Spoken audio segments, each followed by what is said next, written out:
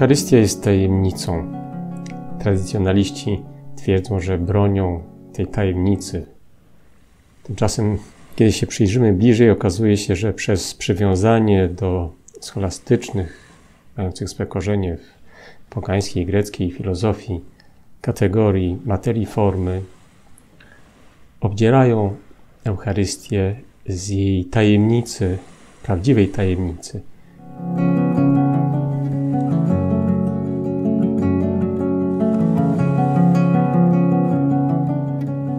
Mówił już o tym kardynał Cantalamessa w konferencji, którą przytaczałem niedawno do Kurii Rzymskiej.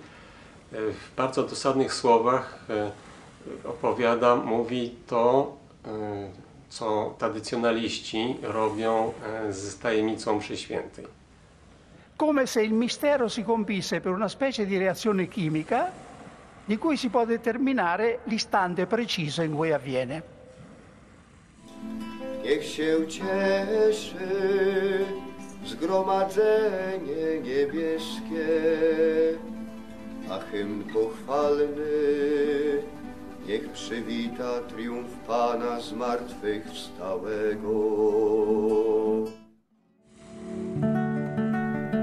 Samo wykorzystywanie kategorii arystotelesowskich z pochodzenia pogańskich nie musi być złe, dlatego że cały świat został stworzony przez Boga i także ludzie, filozofowie mogą mieć jakąś prawdziwe intuicje, które można wykorzystać do interpretacji także Eucharystii. Ale jeżeli kategorie pogańskie uczyni się centralnym kluczem interpretacji Eucharystii, no to już jest nadużycie. Zamiana tradycji Bożej na tradycję ludzką.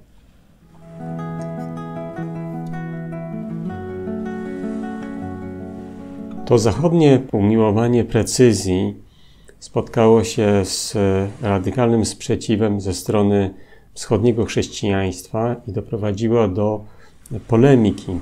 Mówi o tym kardynał Cantalamessa. Essa ha spinto in passato noi latini a mettere tra parentesi il ruolo dello Spirito Santo per attribuire tutta l'efficacia alle parole dell'istituzione.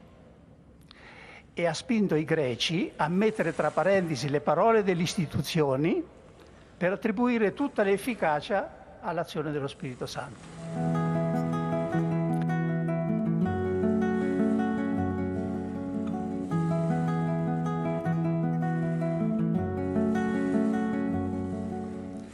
Al posto dell'attuale epiclesi consacratoria sul pane e sul vino troviamo in esso la formula generica «Santifica, o Dio, questa offerta con la potenza della tua benedizione». È stata anche questa una triste conseguenza della polemica tra Oriente e Occidente.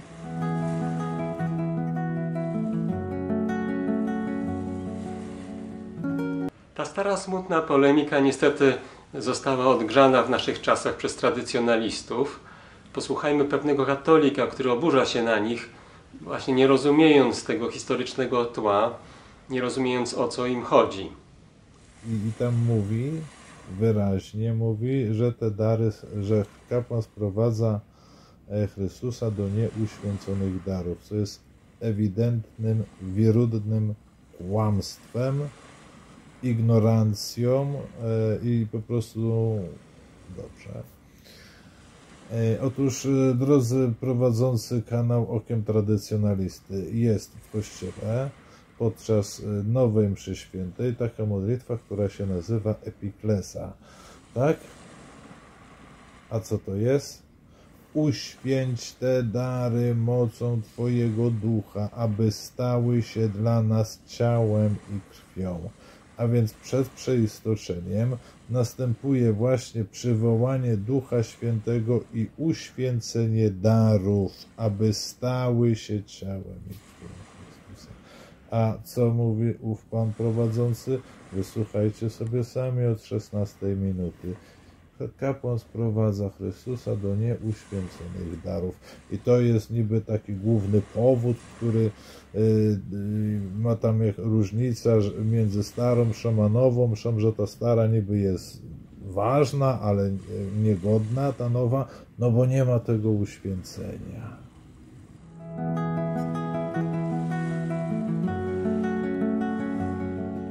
Posłuchajmy jeszcze dwóch księży dyskutujących o Eucharystii.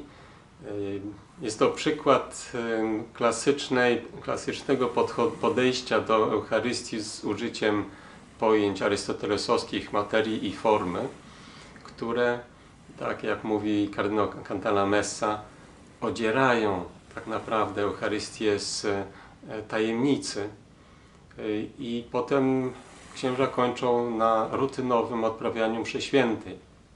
Rozmawialiśmy sobie jakiś czas temu z różnymi księżmi na temat tego, kiedy msza święta jest ważna, kiedy jest godna, jakieś takie drobne rozróżnienia. W ogóle do ważności sakramentów 4 warunki trzeba spełnić: materia, forma, szafarz, intencja. I tutaj właśnie jest dla mnie takie jedno istotne pytanie. Czy ja, jako kapłan, muszę wzbudzić chęć odprawienia mszy świętej? A jeśli muszę, to kiedy? Czy muszę co jakiś czas do tego wracać myślą, że ja chcę tę mszę odprawić? Czy przed mszą świętą muszę wzbudzić taką intencję? Czy przed przeistoczeniem?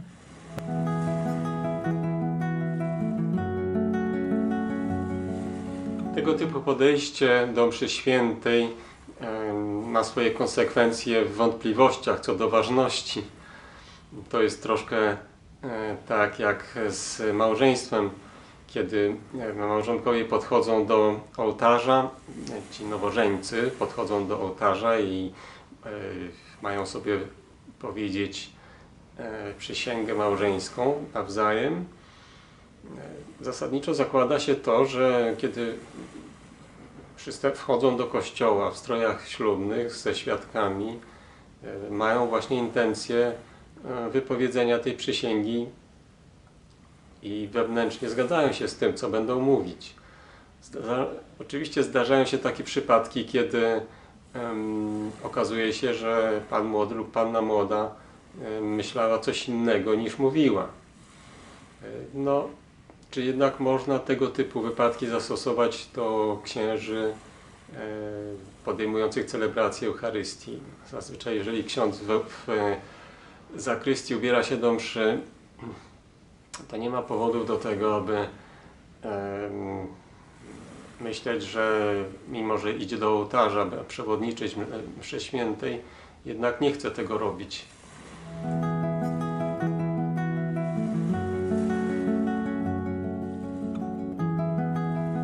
Całe to zamieszanie związane z formą i materią w Eucharystii świadczy o tym, że w ciągu wieków to, co działo się w umysłach i w sercach pasterzy, odbijało się na kształcie liturgii.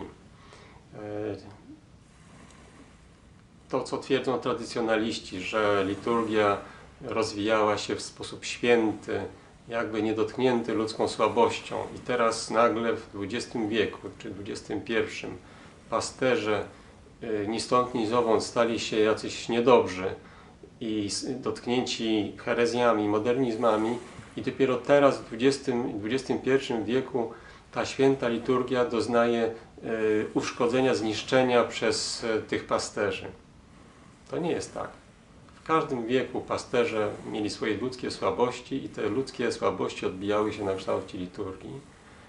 Ale w każdym wieku też Chrystus towarzyszył mocą Ducha Świętego pasterzom, aby uchronić to, co najważniejsze, ten depozyt wiary i modlitwy i moralności zawarty w Eucharystii.